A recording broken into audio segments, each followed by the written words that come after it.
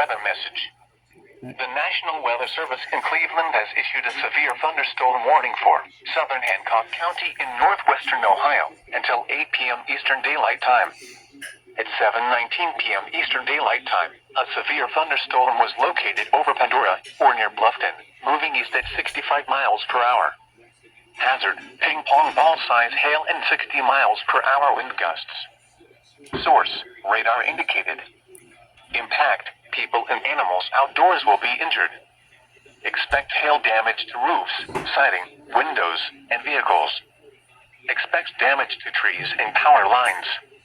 Locations impacted include Findlay, Bluffton, Arlington, Rawson, Van Loo, Mount Blanchard, Benton Ridge, Genera, Mount Corey, and Williamstown. For your protection, move to an interior room on the lowest floor of a building. Torrential rainfall is occurring with this storm and may lead to flash flooding. Do not drive your vehicle through flooded roadways. A tornado watch remains in effect until midnight Eastern Daylight Time for northwestern Ohio. Repeating, a severe thunderstorm warning has been issued until 8 p.m. Eastern Daylight Time for the following county: Hancock, Ohio.